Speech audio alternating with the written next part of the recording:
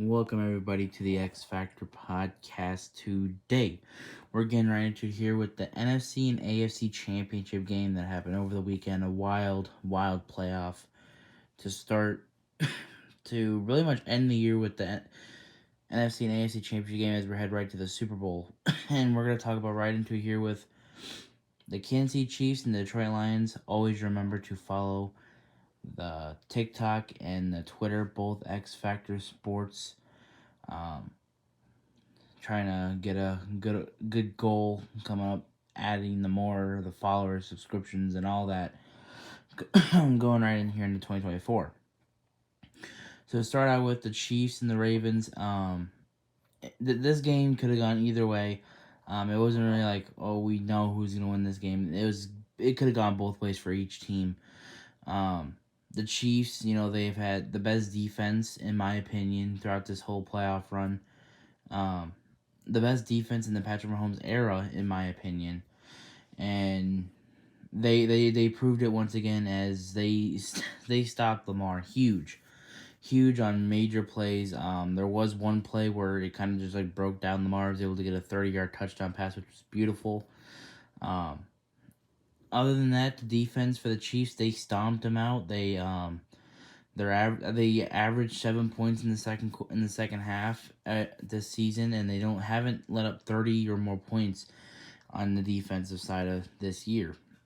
As for the Chiefs, or as for the Patrick Mahomes and everything, Patrick Mahomes has really become the all-star of everything. In my opinion, he should be there. He could be getting up there for the GOAT debate. And as for someone who watched Tom Brady growing up, we could have a conversation about that. And he, in his first six seasons, he's had if not better stats than Tom Brady in his first six seasons. And yes, the league was different in both ways, but when you're heading to your seventh season next year and you're 50 or for 40 passing touchdowns away from 300, that should tell you something right there. First off, other than that, the defense or the Travis Kelce, he was injured, a lot of this year. He struggled at times this year, but then the playoffs, they just came in, boom, they went right into it. And I think that's the experience of the Chiefs and how they've been able to go throughout this year and win in the big games. As for the Ravens, they lose another playoff game. This is the best Ravens team that we've seen since probably their Super Bowl team, and they still couldn't get it done. Lamar, he's now 2-4 in the playoffs. And people want to get on him people want to get on other quarterbacks for choking, but you need another head coaches for choking in the playoffs. But we need to take a good look of right now with John Harbaugh and Lamar Jackson, because Lamar Jackson right now, he's 2-4 in the playoffs, and when they lose in the playoffs, they haven't been very good.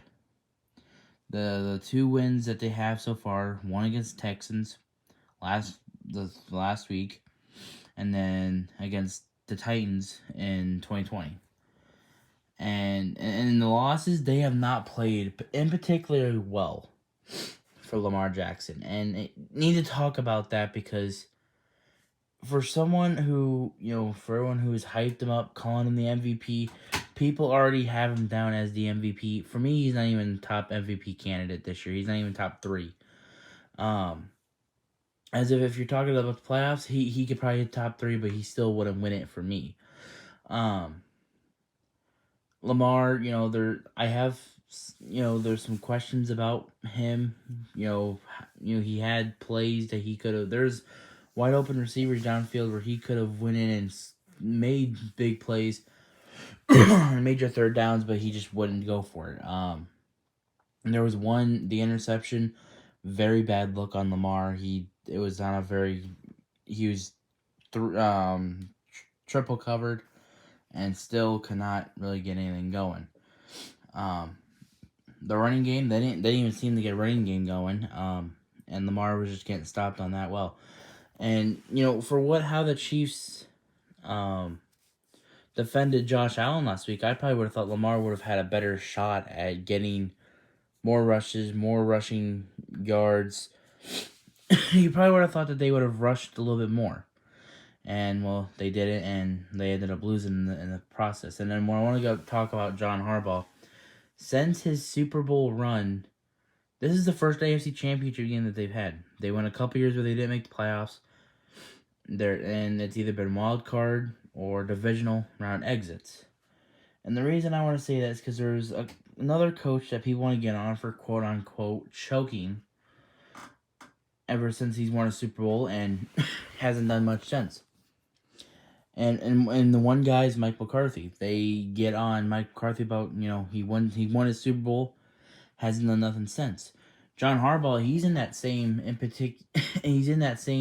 predicament too. He's won his Super Bowl. He hasn't done really much anything since. He's had good teams, but just has not been able to get over the hump with Patrick Mahomes or hell, even Tennessee a couple years ago when they upset him in the second round. When everyone said that they were the clear-cut best team in the league, Lamar won MVP and all that. So as for the Chiefs next week, or they're going to be in the Super Bowl, it's going to be a very good game between them and the 49ers.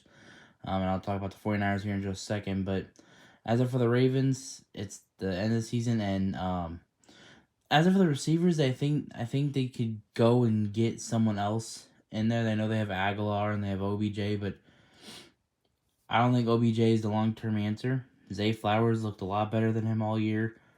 Mark Andrews, he was hurt for a majority of it, but they can go out and get another two receivers, and they can finally fill their spot. For the defensive side, I feel like they did their part most of the game. They stopped Mahomes. They only got 17 points. It's just the offense has to do their part.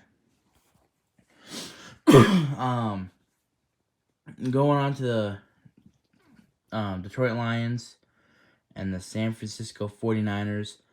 The one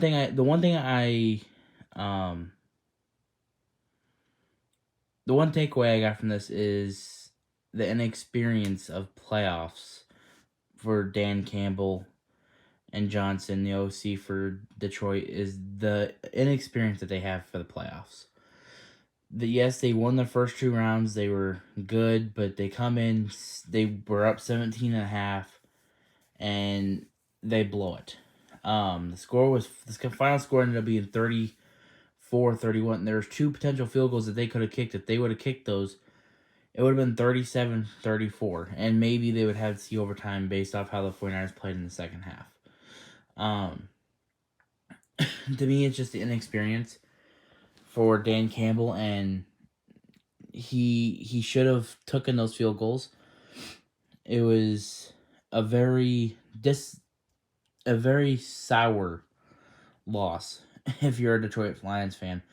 And, after the game, Dan Campbell said that this might be their only shot to even get there. And the fact that he would say that after they got this far, yes, it could be their only shot, but pretty much saying that you can never go there again is pretty much saying that you're not believing your team that you guys can go back and do the same thing. Which for me is a questionable thing to say after a loss like that. If, in my opinion, if it wasn't for him not going for the field goals, they win the game. In my eyes, they're going to the Super Bowl and they're playing the Kansas City Chiefs. The defense is physical as hell. This is the best offense from Detroit that I've seen since the 2011 season with Matthew Stafford. And the fact that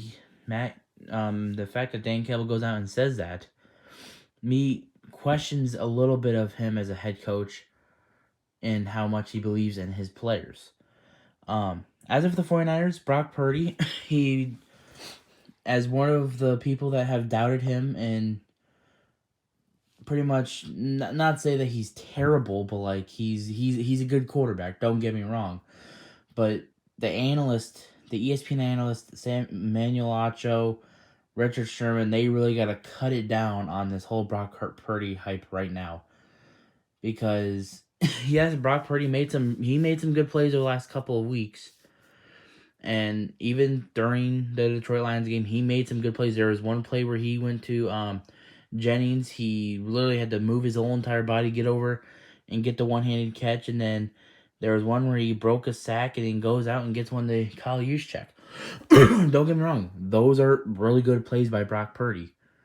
But they're acting like that Brock Purdy came back all by himself. That is not the case in this matter. They came back because of the inexperience and the mistakes that Detroit had, and they took them and they ran with it.